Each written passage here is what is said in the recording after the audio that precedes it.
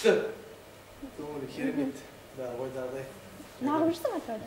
Атырауға жаңа жылдық кештерді, жаңа жылдық банкет, корпоративтер жүргізуге келдім. Қазір маңдай болмас. Камераға жақсы ойнайсың ба жалпы? Жақсы көрем камераны. Бұл психологиялық ауру емес па? Жоқ. Камераны жақсы көретін адамдар дейді, бірдемеге жеткісі келетін бұл психологиялық бала кезінде травмасы бар адамдар дейді. Негізі ма? Камераны жақсы көрем. Ондай емес, бірақ камера қосылған кезде көңіл-күйің көтеріліп. Демек сен бір уақытта шоумен деп айтуға болады? Олай да болады айтса. Той жүргізесің ба? Әлде тек шоу ма? Жоқ, той жүргізем, концерт жүргізем, кештер жүргізем, благотворительный концерттер болады. Қайырымдылық концерттер. Қайырымдылық кештерді де жүргіздім. Той жүргізесің, асабасың демек. Қаншаға той жүргізесің? Андай бір менің жолымды төлеңдер, қонақ үйімді төлеңдер дейтін ба әлде? Ондайлар да болады, мысалы, таныс арқылы шығып, таныстардың арасында болып қалған тойлар бар, өздерінің суммасын предлагать етеді, бірақ өзім әрқалай шыға беремін. 150-200 ба? Көп. Жоқ, жарайды, асаба екеніңді білдік. Қандай асабасың? Тойды қалай жүргізесің? Жалпы қай жақтың тойын жүрген көбірек? Бірақ тойды жүргенге негізі бір 2-3 жылдың көлемінде болды. Осы көбі пародиямен танығаннан кейін сол пародист ретінде шақырып жатады тойға шақырып, тойда пародияңызды қоясыз қоясыз деп айтады. Қосам я барлығы, бірақ концерт, жаңағыдай өзімнің жұмысыма қатысты нелер келсе, той отказ жасай салады. Алдын ала бірақ барлық графикасын қараймын, біреудің тойын алып ақтырып кету деген міндет емес. Алдын ала осындай жобамда осы айда осындай концерт нәрсе болатын болса, онда бірінші өзіңнің шығармашылығың. Өзімнің шығармашылығым. Қай жақтың тойы ұнайды? Той дедік, енді тойдың темасын жабайық, иә? Қай жақтың тойы көбірек ұнайды? Осы қойым, сосын жабады. Астана, Атырау. Негізі бірақ жан-жақтың тойлар әртүрлі. Қайсы жақын, осы жақтың тойын басқарғанда бір өзімді еркін сезінем. Астана тойын, бірақ Атыраудың тойы да ұнайды. Атыраудың тойы өзі емен, көңіл-күймен, биімен, айқаймен жақсы. Күшті ол өтіп кеткенде білмей қаласың Атыраудың тойы. Шығармашылық айтайықшы. Жарайды. Шыныбек, Шоқан, Шикада, Шакензо. Қайсысы көбірек жақын өзіңе? Осыны бәрін айтады. Негізі азан шақырып қойған есімім Шыныбек. Рахмет бойынша президенттің шыққанда осы таңба болған есімім Шыныбек. Жоқ, ол түсінікті, иә? Лақап аттардың ішінде қайсысы көбірек ұнайды? Көбі, бірақ достарымның, ағайын туысқан үйдегілердің бәрі Шоқан. Негізі Шоқан. Шакензо бұл желідегі есім қойылған. Шакензо қойылған есім желіге қойылған. Олай да атап жүрді бұрын. Өнер шаңырағын оқып жүрген кезде бұл Шакензо, Шика дейтін, Шаке дейтін сөйтіп шығып кетті. Тағы қалай еркелетеді? Солар, Шоқан дейді. Басқаша еркелететін.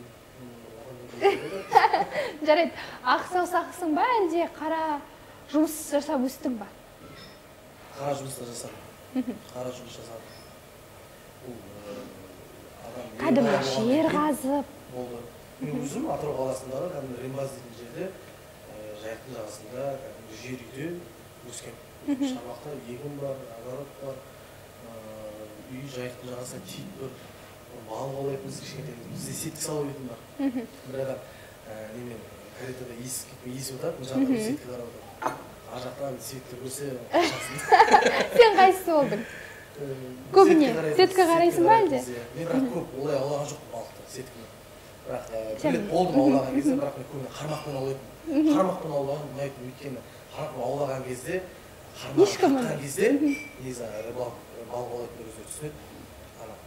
Тартып, қармақ тартып келе жатқан кезде ар жағынан келе жатқан қандай балық сол қызып қалады, қолың ауының ауырлығы, кіші мекеніздің бәрі білініп отырады да.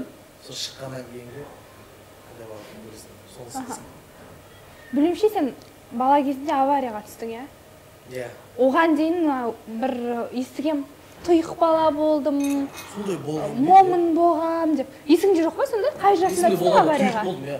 Көп ойнамайтын, көп шықпайтын, жалғыз жалғыз ойнағанын жақсы көретін одиночный. Қандай ойындар ойнайсыңдар? Қандай ойын Үйде ойнайсың? жалғыз сурет салатын, көп сурет салып, қазір кейде салмаймын сурет. Қазір сала алмайсың ба, әлде салғың келмей ма? Білмеймін, салып көрген, мүмкін салып алатын шығармын. Бірақ кішкентай күнде жаңағы краскілермен неше түрлі алдым толтырып сурет салып өзім жалғыз ойнайтын өзім.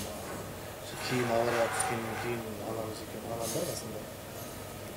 Содан кейін бір нешінші сынып оқисың? Ол кезде 7-ші сыныпты бітіріп жүрген кезім. Содан кейін 8-ші сыныпты Атырау қаласының университетінің дебатына кіші өнер академиясына арқай жалғастырған.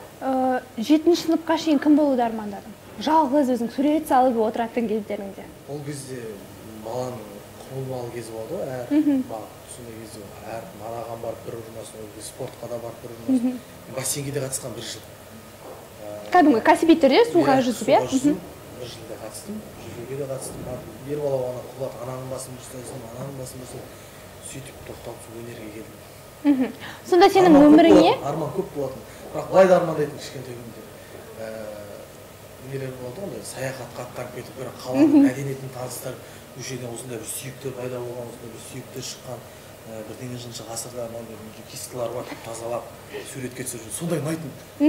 Әр қаланың тарихымен танысып, иә? Мемлекеттің мәдениетімен, тарихымен танысқан сондай мамандықтар болады ғой. Бірақ өнерге келдік. Бармай қалдың ол салаға. Кейін осы өнердің жақсы жетістіктерге жетсем, жағдайым болып жатса, міндетті түрде болашақта сөйтіп аралаймын әлемді. Отбасымда кімнің баласысың? Қатты сұрақ негізі. Кішкентай бала сұрақ бар, кім баласың деген сұрақ қойды ғой. Күйеуімде баласың, кім баласың айтсам болады. Бұлай емес, мен кәдімгі мамамды, папамды баласым. Жоқ, кімге жақын болдың? Мамаға жақын болдым. Нағашы мамаларға кішкене жақын болдым. Ал әкең тәрбиесі таяқ жеп болды. Папаның да тәрбиесінде болдым. Үйде әке дейміз. Төртеуміз де әке дейміз. Анамызды апа дейміз. Апа дейді, бірақ мен ғана мама деймін. Мен өзімнің 3 үлкен ағам анамызды апа деп айтады, әкемізді әке деп айтады. Мен әкемді әке деймін, анамды мама деймін. Мен кенжесі болғасын мама деп айтады. Ерке болдың, иә, демек, кенжесің.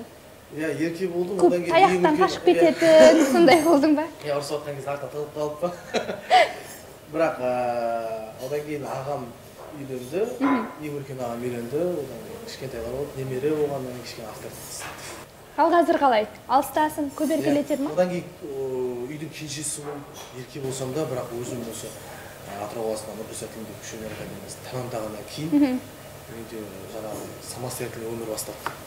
Астанаға өзім барып осы оқуға түсіп, сол жақта жүрдім. Осы 2012 жылы Астана қаласында Қазақ ұлттық өнер университетіне Шабыт қой, иә? Шабыт Бауыржан Ибрагимовтың эстрада актер мамандығына түстім оқуға. Содан бері 2016-да оқуды тәмамдадым. Бізде Қазақстанда бұл жағынан жалпы кенже болып қалып кеткен эстрада жағынан. Ал Мәскеуде жақсы дамығанда, Қазандарда, Петросяндардың Кривое зеркало, ол эстрада жағынан пародия, пантомима, жонглер, клоунада, конференция барлығы кіреді. Осының бәрін оқыдың да? Әзіл саласы, иә, бізде осы мамандықты бітті. Соның ішіндегі пародиямен өзіме жақын болды, ішіндегі пародияны өзіме жаныма жақын ұстап, сонымен жақсы дайындалып жүрдім. Соны 2016 жылы бітірдім мамандықты. Астанадамын қазір, театрдан жұмыс атқарамын. Жұмысқа кірдім, осы 10 желтоқсан күні театрымыздың открытиесі болды, ашылуы болды. Құттықтаймын. Астана қаласының мемлекеттік комедия театрының актері. Шынымен, тыңдашы, бұл жақында ашылған театр, иә, өзің айтып отырсың. Оған шейін сен театрда жұмыс жасамадың? Оған дейін телеканалда болдым. Енді жалпы сенің әріптестерің былай айтады, театр ол қиын жанр, жалпы қиын өнер дейді, оған... Театрды ма? Иә, оған бойында шын таланты бар, ақшаға құмар емес, бір өнерге адал адамдар барады дейді, көбіне. Ал мынау Вайн, КВН, пародия дегенде бір сондай келіп кетті, жайған танылып қалғысы келетін адамдар баратын жол деп айтып жатады кейбір әріптестерім. Келісесің ба? Негізі мен жалпы 8 жыл осы театр саласын бітірдім, аман Атырау қаласында 4 жыл. Одан кейін Астанада 4 жыл. 8 жыл осы өмірімді актер шеберлік мамандығына арнадым, бітірдім. Одан кейін тағы менде ой болды. 2 жыл магистратураға түсіп алып 10 жыл білім қыламадым. Белгілі бір себептерге байланысты болмай қалды. Оқыдым. Бірақ кейін осы оқуын бітіргеннен кейін мен 3 айдай өзіміздің студия бар Астанада, сол жерде жаттым 3 айдай. Жаңағы менімен бірге бітірген қыздар, балалардың барлығы жұмысқа кірді, театрда болды, жан-жаққа кетті. Бірақ мен 3 ай студияда жаттым. Менде ой болды, менде театрға шақырды, бірақ театрға барып мен ол жерге барып спектакльде бір массовканың рөліне қойып найзаны ұстап тұрғым келген жоқ шынымен. Өзімнің ойым болды, идеям болды, шығарғым келді, жасағым келді, халыққа көрсететін идеям болды. Ол идеяларымды мен телеканалдарға апарған болатынмын сол кезде, бірақ қабылдамады. Ол кезде мен ешкім білмейтін, танымайтын. Ол кезде Шакензо жоқ болды. Ол кезде Шыныбек бар. Шыныбек болды. Сол 3 айдан кейін, 3 айда жатқаннан кейін студияда былайша айтқан кезде осы пародияға менде толғақ болды. 3 айдан кейін бұл пародия дүниеге келді. Сен андай ұйықтап жатқан кезде түсіңде көреді екенсің, иә? Түнде атып тұрамын, ұйқыдан тұрамын да, сол студияда компьютер қосылып тұрады, студияға қараймын, осы шетелден қараймын, Мәскеудің недерін қараймын, пародисттар барлығын қарап, осындай дүние осы ойлап шықты. Одан кейін менде жол ашылды. Телеканалдарда, бағдарламада. Бұл дайын болып әлеуметтік желіге тарағаннан кейін ғой, сенің пародиялары? Тарағаннан кейін, иә. Содан кейін мынандай шықты жаңағы сұраққа, пародия, вайн или театр деген сұраққа көбі мен ойладым. Вайнер деп былайша айтқан кезде желіні Атырауға келген кезде осы Алматыда бағдарламаға интервью берген болатын. Мен желінің адам емеспін. Өйткені қазіргі заманда вайн деп айтып отырсың, вайн қазір көп түсіреді, желімен танылады, бірақ оның ар жағында оқыды ма, оқымады ма, бірақ ол да маңызды емес сияқты. Қазір адамның өзінің шынайы таланты болатын болса, халық қошеметін беріп жатса, неге шықпасқа ол. Мен осы сол вайн қазіргі әлеуметтік желімен шығып алғаннан кейін интервьюда айтқан болатын, мен кәсіби актермін, дипломым бар, мамандықты осыны бітірген. Бірақ қазіргі заманда шығу, халыққа беру форма подачаң дұрыс болса, халық қолдап кетсе, неге істемеске? Сонымен пародияға келдің. Иә. Ең бірінші ойыңа келген образ қандай болды? Ең бірінші образ мұғаліммен жасадым мен. Астанада өзім маған актер шеберлігінен берген өзімнің кураторым, Теріс Қақпай театрының директоры, Бауыржан Шоудың актері Ұлан Мүсіпәлі ағайға жасадым. Қалайсыңдар, жақсыңдар ма? деп сөйлейтін. Сол кісіні былай сыртынан қарап жүрдім, былай. Ол да мен өзі біліп жүргенде болды, сезіп. Киімдерін алып кетіп, сабаққа ерте келген кезде балалардың телефон номерін кетіріп тастап, өзімнің номерін Ұлан ағай деп жазып қойып, балаларға звондап, қайда жүрсіңдер, сабақта жоқсыңдар деп айқайлап. Біраз қызықтар болды, ағай үстіне түсіп. Ренжіді ма? Ағайым жоқ, ренжі жоқ. Керісінше шаршама деді. Ағайым, сол Ұлан ағайымның айтатыны, өнерде шаршама деді. Тек андай бір нәрсені жасадым, болды, біттім деп тойынба деді. Өнер адам ашық болу керек деді. Ананы жесем, мынаны істесем, мананы істесем деп. Сондай жұлқынышпен жүр деп айтады. 3 ай пародияға толғаттым дедім. Өйткені мен қазір сол пародияны жасап тұр, сахнаға болса микрофонмен шығып, біздің бұрында бір программамыз бар еді, өйстіп айтады деп.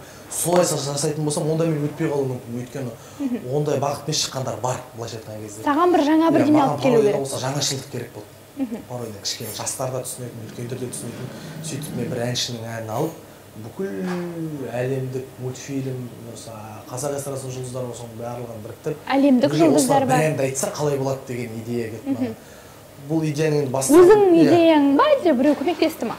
Таймас дейтін досым көмектесті. Сол екеуміз бірге қарадық. Енді шетелден қарадық, Мәскеуден қарадық. Солардың барлығын қарап, теріс тонын айналдырып, қазақша нұсқасын жасадық. Мықты. Ең бірінші түсімде көрем дедің, кейбір кейіпкерлеріңді. Қайсы бір түсіңе еніп, содан жасап шыққан кейіпкерің? Түсімде көргенде кейіпкер емес, түсімде мен идея келеді. Дауыстар келеді деді. Идея келеді, түсірілімнің барысы болды. Мысалы, мен пародияны жаңағы бір әншінің әнін аламын да, неше түрлі кейіпкердің дауысымен айтамын. Ол бір бағыт беру, бір подача форма. Одан да бөлек береді. Келеді бір идеялар. Мысалы үшін, мынандай бір идеялар келіп жүрген түсімде. Шетелдің әнін, кәдімгі шетелдің әнін, шетелдің тілімен біздің қазақтың әншілері айтса қалай болады. Кәдімгі қазақтың домбырамен өлең айтқан әншілері. Бұл жарыққа шыққан жоқ, әлі? Ол шыққан жоқ, әлі. Білмеймін, оны жасаймыз, мүмкін көреміз әлі. Ол да пісіп жатыр. Жалпы жаздың ба, ол бір ән жаттадың ба сонда бір әнді? Шетелдің бір әнін? Деспасито болатын да, Деспасито болды. Бұл енді сольный болатын, бұл жерде кішкене бағыты басқаша болып. Бұл әлі пісіп жатыр. Әлі шығарған жоқпын жарыққа. Көреміз. алдағы уақытта. Қазір немен айналысып жүрсің? Қазір Астана қаласындағы Театрдан бөлек. Театрдан. Дубляжды қойып кеттің ба? Дубляжды қойдым. Дубляжға енді шақырту келсе барам. Әзірге шақырту ондай келіп жатқан жоқ. Одан бөлек КТА-дамыз. Осы 2019 жаңа сезонды бастаймыз. Қайтадан барамыз Астана қаласына жүйрек командасы. Не үшін, не керек ол? Бірінші орынды иелендіңдер. Жоқ, екінші орын. Иә, екінші орын. Вице-чемпион болдық 2018-де. Енді 2019 қайтадан сол додаға түсіп, 2019-да чемпион болу деген мақсат. Несімен ерекшеленеді? Осында сендер мектептегі образды қойдыңдар, 2018-де? 2018-де мектептегі образбен қоштастық. Тұрсынбек. Болды. Осы мектеппен қоштасқан болатынбыз. Енді жаңа дүниелер. Студенттік өмір? Одан да басқа. Сенде барлығы құпия екен, тойдан қанша табатын құпия? Бәрі қызық болмай қалатын. Жоқ, енді бүгін Шыныбекті ашылам деп. Не айтады? Көп па фанаттарың сөйтіп, не істейді екен Шыныбек деп тұрады? Оны білмедім. Мен бірақ жазып жатады көбісі желіде, Инстаграмда, осылай. Телефон соғатындар да бар. Желіде мен білмейді екен қалай соғатын. Бірақ кейде бір звоноктар келіп тұрады. ВК-дан соғып тұрады, біреу Инстаграмнан, сөйтсек телефон кішкентай балалар. Телефон соға сағатта, саған айтса, кім Сманшоттың даусын саласыз ба? Сразу бірден. Кейбірлерін салам, кейін не қылды? Көп болып кетті. Құтырынып жоқ деп қойсайын болдың ба? Жұлдыз ауру емес па бұл? Жоқ. Жұлдыз ауру. Бұндай сақтасын. Әлеуметтік желі деп қалдық. Пікірлерді оқисың ба? Шай ішіп жатыр алтынай. Пікірлерді оқисың ба? Рахмет. Барлығымен бөлсем, пікірлерді оқимын. Мен ең басында... Сын демек қабылдай аласың, Басында қабылдамайтын, басында көп қалып жаңағыдай. Кім сондай жазатындар көп қой негізі. Саусақ пікірлер. Қандай адамдар екен білмеймін енді. Ол өзінде жоқ. Мүмкін біреуге бере алмайтын, біреуде болса біреудікін көре алмайтын адам екен. Енді бірақ ондай да жақсы ғой, әркім өз пікірін жазады. Басында түсінбей солардың номерін алып алып, одан кейін жаңа қасына таймас етті, ертең сен бұндай көптеген дүниелер жасайсың. Алда көптеген арсында деген қанша пікірлері бар, желідегі жұлдыздардың, басқаларында пікірлерін қара, ондай басы көп болады деп. Бәрімен қырылып отырасың, ол кейін қалды. Қазір қарап ет, деп отыра беремін. Өмірде ше? Өмірде адамдарың, жақын адамдарыңның, ұстаздарыңның, достарың. Қалай? Сын? Сын айтады ғой, мысалы, Шыныбек осы жасап жүрген жұмысың маған ұнамайды, болмаса бір сын айтқан кезде. Дұрыс қабылдаймын. Олар дұрыс, олар енді жаңа шығаннан айтады, біреу идея қылып айтады, біреу идея қылып айтады, неге осылай, неге мына былай жасағаншы, неге былай жасап жүрмейсің деп. Солай істеуге болады екен ғой деп қаласың дейді. Мысалы, сен осы жерде даусың келмей тұр, жақсы айтпағансың, саған бұл бармайды, бұл былайша айтқан кезде сынға сынып қаласың ба, ондай жоқ. Қабылдаймын, өзіме керегін қабылдаймын, керек емесін былайша айтқан кезде қыстырмаймын. Тағы немен айналысып жүрсің? Театрда жұмыс жасайсың, одан бөлек? Театрдамын, Тойға КТА-дамыз. шығасың, КТА-ға қатысасың, бөлек. Тойға суға өткізсе. Одан бөлек студиядамыз, Астанада өзіміз Хан тобы бар. Хан тобына тоқталып кетеміз. Хан дейтін тобымыз бар, осы 2015 жылы Қазақ хандығының 550 жылдығына орай Хан деп қойдық атын. Оның алдында Кватро, Арт, Кейзет болды, Квартет, ол топтың аты өзгерді. Сонымен Хан деп тоқтадық 2015-тен бері Хан. Бірақ енді ол топ жайлы көп естілмей жатады, білмей жатады, бірақ негізі басым көпшілігі сол өзіміз студиядан, сол жұмыстардың көбісі шығып жатқан. Біз осы КТА командасына жүйрек атырауға келген кезде де сол қасында Иса Ауғандай дейтін жігіт, Моңғолияның қазағы, менен бір көш жоғары оқыды, актерші бөлігі муздрамада оқыды. Сол жігіт өзі сазгер, сол жерде отырады, әнімізді өңдейді, әніміздің бәрін жазып отырады. Астанада жаңағы айтып жатқан командалар бізге жүйрек келген кезде де КТА-ға шыққанда әрбір музыка барлығын сол жігіт жөндеп отырады. Менің пародиямның да музыкасын сол жігіт бірге отырып сюжетін жөндейміз. Одан бөлек өзіміздің Хан осы топқа байланысты әндер жазып жатыр. Енді алдағы уақытта қазіргі заманда бір әнмен шығып кету қиын, сол себептен бейнебаян 2019-ның басын жаңа бейнебаянмен бастаймыз деп осы топта бір оқпен екі қоянды атып, әнмен қоса пародия араласқан жаңа бейнебаян соңында. Хан тобы эстрадада көп әншілер.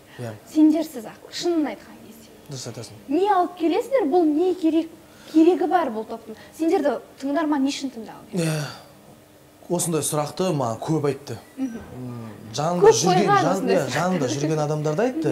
Одан бөлек одан бөлек те адамдар айтты. Стоп не керек? Бірақ желіден айтқан жоқ, желідегі адам емес, бірақ жанымда жүрген адамдар айтты. Стоп не керек?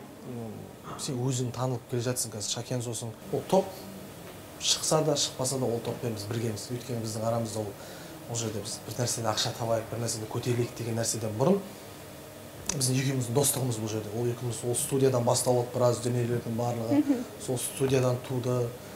Былайша айтқан кезде екеуміз топтан да бөлек бір-бірімізге былай жақсы доспыз. Бірақ енді алдағы уақытта хан тобымен бір ерекше, оны әлі туып жатыр, әлі ойластырылып жатыр. Бейнебаянмен мен негізі жоспарланып болатынбыз бір интервьюде берген кезде біз осылай жаңағыда айтқан кезде не береді халыққа, немен шығады деген кезде біз әнші емес, екеуміз де актер болғандықтан біз ауғанды екеуміз де ақылдасып айттық. Ән айтайық, бірақ бейнебаянда біз кино сияқты етіп берейік халыққа кәдімгідей. Бір ән оқиғасы бар күшті кәдімгі. Біз өзіміз актер болып сол жерде ойнап, өзіміз орындап, былайша айтқан кезде бесаспап ретінде. Қасымдағы ауғанды есімді жігіт, ол бесаспап былайша айтқан кезде. Достарың көп па? Көп достарым, өте көп. Өте көп дегенде таныстарың ба әлде достарың ба? Өте көп. Қайсысы көп? Таныстарым да көп, достарым да көп. Осы 1-2 жылдықта болып кеткен достарым да көп. Барлығы бар. Өмір болған соң барлығы да болады. Хабарласып тұратын достарым да болады. Шындығыңды, барлық құпияңды, жоспарыңды бөлісетін неше досың бар? Санаулы. Мындай шындықты бөлісетін санаулы. Ол адамның да өзінің кішкентайдан өскен, бала күннен бірге өскен, жанында бір жақын, болмаса бір қатты өзіңе бауыр басып қалған достарым болады ғой. Бұндай достарым бар. Шүкір, достарым көп. Өмірде де осындай әзілқоймын деп айтқанмен, ішкі жан дүниемдегіні білдірмеймін депсің, иә? Көп ашып айта бермеймін ішкі жан дүниемді деп. Кіммен бөлісесің? Иә, көп айтпаймын. Әлде бәрі ішіңде қалады? Жоқ, бөлісетін адамдарым бар. Кімнің алдында 100% шынайсың? Кімнің алдында? Анамның, өзіме жаныма жақын, анамның, үй ішімнің алдында ғана. Мінезің қандай? Бірақ көп айтпайтын жаңағыдай тағы да бір ақылдасатын маңыз шаруа болса, анаммен үй ішіммен ақылдасамын. Мінезім? Күліп жүремін, барынша күліп жүруге тырысамын. Жынданбайсың ба сонда? Ашуланбайсың ба? Мен жынданғаным страшно. Мен жынданғанда жынданғанды енді бірақ жалғыз қалғанда жеймін көп өз-өзімді анандай. Ең жаман момент жаңағыда уақыт ұйықтайын жатқан кезде ойыма келеді, мен ананы былай жасау керек, ананы былай істеу керек, ананы былай істеу керек, сондай шығады өзім жалғыз қалған кезде. Солай? Әрбір өнер адамның изюминкасы болу керек дейді. Кімнің сөзі? Изюминкасы. Танысыз бір. Кімдікі? Изюминка болған кезде енді мысалға бір әр адамды қараған кезде өзіндік бір мысалы Джеки Чан қараған кезде Джеки Чан мысалы біз халықтың көзі мысалы актер, каскадер ретінде жақсы көріп қалады. Оның одан да басқа қырлары бар. Джеки Чан дегенде ол кино оныкі түсетін адамның көзіне. Сол сияқты әркімнің бір изюминкасы болу керек деп айтқан болатын. Мен енді мені халықтың былай көзіне көрініп қалған енді жаңағы кішкентайда болсын изюминкам бұл пародиямен танылды. Көп жерде көрген кезде, Шакен жұмыс пародия салатын аға емес пе? Мен сосын шашым болды ол кішкене бұрын. Ең басында пародия бастаған кезде шашым ұзында болды. Шашымды алып тастағаннан кейін қазір көп жерде танымай қалып жатыр. Басқа бейсболкамен жүремін, шешкенмен. Отырады қасында әңгіме айтып отқанда. Деспасито. Сөйтіп бастайды. Көп жерде. Қай пародияң көбірек танымал? Деспасито.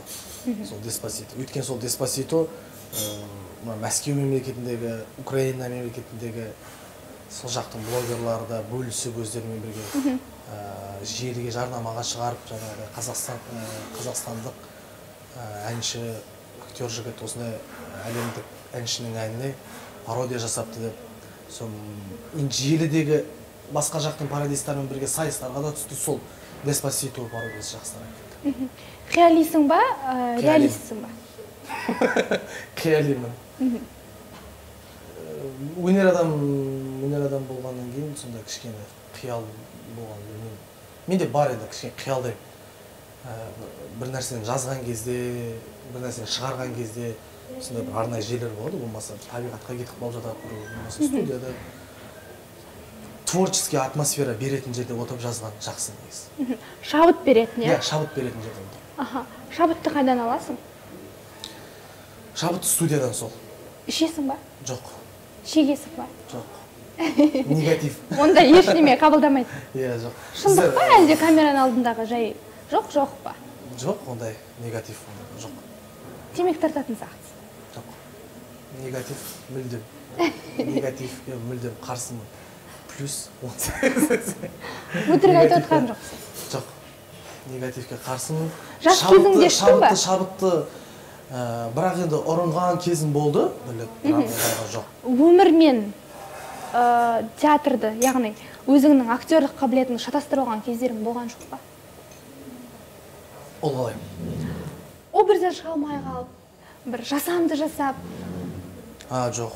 Мен барынша осы жасанды жасамауға тырысамын. Шынайылық бар, сол шынайылық ойнауға, шынайы жеткізуге барлығы. Қазірде бір жасандылық бар сияқты ойында. Қазірдің өзінде. Жоқ, мен бұрын театрда ойнап жүрген кезде, кішкене ондай болатын. Театрда ойнап жүрген кезде, қазір енді кішкене салам комедияға қарап ауысқаннан кейін, комедия негізі қиын жанр деп айтып жатады. Күлдірту, иә, қиын. Сахнада сен 5 минут тұрғанның өзінде уже екінші минутынан бастап халықты күлдіртпесең, ары қарай қиын болып кетеді уже. Сол себептен ал күлдірту үшін шынайылық керек. Біреуді ойнап қажет емес, өзімнің жаңағы сахнада да болып жатқан кейбір жағдайларда бір. Сахнада бізде импровизацияға жүйрек командасындағы Шыңғыс мен ағам сондай жақсы ондай сахнадан аяқ астынан суырып салып бір нәрселерді қоса салып, кейде біз өзіміз күліп қалатын кездер болады сахнада ойнап жатып. Дайындықта бірде дайындалғандай боламыз. Сол жаңағы әзілде шынайылық керек деп жатқан. Киноға шақырту алдың ба? Киноға шақыртулар алдым, болып жатты. Бірақ сол уақытта бір нәрсе болып қалады жаңағы. Демек, басты рөл болмай тұр ғой, иә? Басты рөл болады, басты рөл болмасын, болсын мен талғамаймын, бара беремін. Бірақ енді барайын жатқан кезімде бір болып қалды. Найза ұстап тұратын рөл болса ше, жай ғана. Ханның найзасын ұстап тұратын.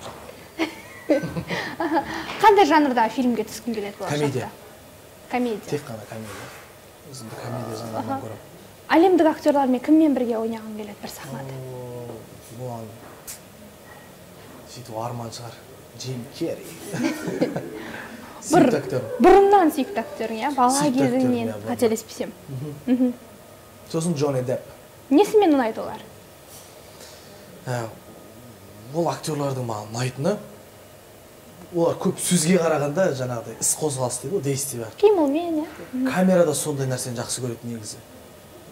Қарапайым киноға қарағанда бір киноны былай месіге бір екі кино қосып берейін, мысалы үшін бір кино болады да, осылай сөйлеп отырып ойнай береді, осылай отырып сөйлей береді, осылай. Қызық емес, иә, біздікі әңгіме кете береді, әңгіме кете береді. Ал мысалы ол актерлардың ойнаған ойындары кішкене ойнатады, любой кез келген сол түсірілім алаңында кез келген реквизит заттар болып, соның барлығымен ойнатып шығып, жаңағы өзінің диалогын жеткізетін актерларда ұнайды маған. Сол іс-қимылымен, действиясымен, өзінің музыкальностымен, юморымен барлығы бар. Мен үшін оларда. Шыныбек үшін махаббат деген, не? Махаббат деген биік тас. Әркім оған шыға алмас. Махаббат мен үшін. Әр махаббат әртүрлі ғой, Жоқ, екі адамның арасында махаббат түрі айтайық. Екі адамның? Мысал үшін, қыз бен жігіттің арасында. Баланың анаға деген махаббаты, да? Сол сияқты ма? Қыз бен жігіттің. Қыз бен жігіттің? Шай ішсеңізші, оларда. Жоқ, рахмет, шайым бар. Алғашқы махаббатың есіңде ма? Алғашқы махаббат? Есімде. Неше сынып оқитын еді? Ой, ол кездері біраз заман болды. Ең алғаш, мен қызық болды негізі, осы туралы айтып берейін. Басқасы туралы айтпасаң да ма? Академияға мен қызық, өзім кіші өнер академиясына қызық түстім ғой негізі. Бәрі қабылданған, 8-ші класста бәрі оқуға түсті. 7 бітіріп жаңағы. Қаншпен түстің ба? Жоқ, 7 бітіріп түстім оқуға. 7 бітіріп 8-ден бастап уже академияда оқу керек актерлардан. Сөйтіп Шағуан дейтін досым болды, соны жайықтан көріп қалдым, жағын жағын. Сізде бәрі болды екен. ой, Шағуан деген досым бар менің. Иә. Шағуан деген досым бар, Астана Алматы қаласында. Танисың ғой Шағуанды? Иә. Жаздың күні көріп қалдым үй жақтан келе жатыр екен. Сөйтсем, Атырау қаласында осындай актер шеберлігінде оқып жүр. Қайда ол Атырауда? Сондай бар ма? Мен жаңа авариядан кейін Атырауда ашылып, сондай жүрген кезім. Сөйтіп академияға бардым, барып көрдетті маған сол жақта. Сентябрьдің 12-сі күні есімде. Махаббатқа келе жатыр қазір. Сентябрьдің 12-сі күні бірден біз Таскарина соның директоры Нұрғиса Тілендиев Кіші өнер академиясының директоры Таскарина Дала Рүсімбетқызының кабинетіне бардық. Анамыз екеуміз.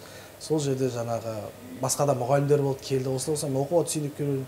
Сөйтіп мұғалімдер тұрды да маған өлеңді оқыды.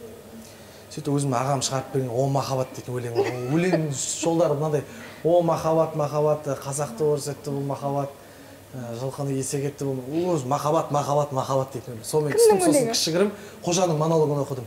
"Қыздар айнаға қараған кезде өздеріне сен сұлам сұлу көреді" дейтін монологын оқыдым. Сөйтіп оқуға түстім. Сөйтіп директор айтты: "Ал оқуға түстің, құтты болсын, махаббаттың көкесін енді көресің" деді. Сол әлі есімде. Ол кезде мен осы Рембазда, Жұмыскерде, Ғани Оратаевта оқығам. Ол кезде ондай жоқ бізде қызға махаббат дейтін. Қыздарды көрсе, ұялмағанда кетіп қалып тек сабақта. Чисто балалар болып келіп, балалар болып кетіп сондай болып. Сол өнер шаңырағына келгеннен кейін бәрін көрдім ғой. Айтшы, алғашқы махаббатың туралы сол. Қандай қыз боласың? Алғашқы махаббатым болған кезде бізде ондай махаббат дейтінде болған жоқ. Бізде білмеймін, ол кезде бала махаббат болды ма мүмкін. Сабақтан шыққан кезде қайтып бірге сондай болды. Көп есімде қалмапты. Қой. Иә. Менің есімде. Да? Қайсы ол? Көп болды ғой десе. Сонымен қазір Шыныбектің сүйіктісі бар ма? Жоқ. Қазір жоқ. Рас па? Рас па дейтін өлең, рас. Жасың болса? Жасым болса 40-қа келді. Жасым болса 40-қа келді. Неге? Жоқ, мен әлі... Қыздар ұнамай ма? Жоқ, жасым құрсын. Құдай сақтасын 40-қа келді. Жоқ, жасым 23-те. Әлі жасым деп ойлаймын. Қандай қыздар? Тағы да бар, бірақ алда ойым бар. Ресми түрде қазір басың бос, әлі кездестірген жоқпын. Ресми түрде басым бос қазір. Бір кезде бір Шыныбек үйленеді деген сыбыс шықты ма не? Сыбыс шыққан еді ғой. Хайп шығар. Жоқ, әзірге ондай үйлену ойымда жоқ. Бірақ әлі басқа да нелерім бар. Жоспарларым бар алдағы уақытта. Жоқ, қыздармен кездесесің ғой, сезімің суып қалады ма, әлде қалай? Ұнамай қала ма? Қыздармен кездескен дегенде дос, осы өнерде жүрген дос қыздарым бар. Ол жағынан жаңағыдай кейде былай өзіміз достармен арамызда отырған кезде сөйлесіп, былай махаббат деген жоқ. Сонда соңғы рет мектеп қабырғасында ғашық болдың ба? Одан кейін де бір-екі рет ғашық болдым. Деп демей қалсаң. Сосын? Одан кейін болды. Одан кейін мен кішкене қатты өнер жағына айтып отырмын, или мен түсінбей қалама, мен андай көшеде келе жатқан кезде қатты ойланып кетемін, өнерге қарай басым. Күнде бірдеңе шығару керек, бірдеңе бүйтсем, мынаны былай жасаса қалай болады, ойым. Көбіне сонымен бос емес болып жүреді ойым. Негізі қандай қыздар ұнайды? Ибалы, инабатты дегенді айтпай қойшы. Ибалы, инабатты емес. Клубта жүретін сондай деп айта салайын ба? Жоқ, шынымен. Білмеймін, енді ол алда уақытта қандай қыз кездестіреді, қандай қыз тағдырыңа жасап, ішінде сол кездескен, қандай қыз болады өзінің. Кездескенін көреміз. Басыңа бұйырған бақты. Иә, басыңа бұйырған бақты.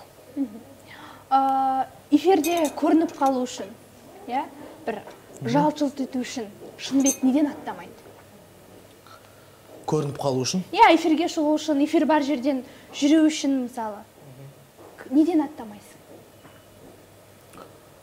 Аттамағанда білмеймін, мұндай болмапты. Эфир үшін? Эфир үшін неден аттамайсың өзің? Қандай құндылықтарыңды сатпайсың сол үшін? Енді өзімнің жеке өміріме қатысты болмаса тағы да болады ғой, бір обсуждать етуге келмейтін сұрақтар болса, оның бәрі көпшілікпен шешілмейтін сұрақ болады сондай. Бұндай сұрақтарды айтпаймын, бұл өзімде қалады. Саған қазір ең маңызды дүние сен үшін? Отбасым. Отбасым. Ата-анам, отбасым. Ең маңызды дүние. Мақсаттарың? мақсат көп. Осы бір 2019-ға. 2019 бір жағынан менің жылым екен, келе жатқан. 2019 менің жылым, енді осы жыл көптеген тағы да бір жетістіктерге жүрген пародия салам болсын, пародия саламда бір жақсы жетістіктерге жетіп, тағы да басқа да дүниелерді мүмкін тек осы желімен тоқтамай, көгілдір экранға шығарып, өз алдына бір бағдарлама жасауыма көреміз енді оның бағыттар қалай бұйырады. Сол бұйырғанына байланысты, Алла бұйырса, алдағы уақытта сондай жоспарлар бар. Және осы жюри қыта командасымен чемпион болу бір мақсат бар. Театрдан бір жақсы рөлдер алып, жақсы рөлдерді сомдап, халықтың көңілінен шығатын, халықтың қошеметін алатындай рөлдер жасайтын ойда бар. 2019. Менің жылым өз жылымда жасамағанда қайда жасаймын? Олай болса, Шыныбектен біздің көрермендер үшін кішігірім сыйлық.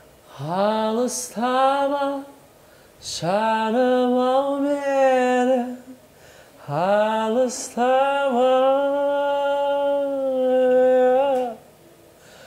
алыстама, жаным ау мені, алыстама. Келе жатқан жаңа жылдарыңызбен сіздерді шын жүректен құттықтаймын. Осы келер жыл елімізге жақсы, жаңалықтарға толы, табысты жыл болсын. Рахмет, уақытыңды бөліп, сұхбатқа келіскеніңе.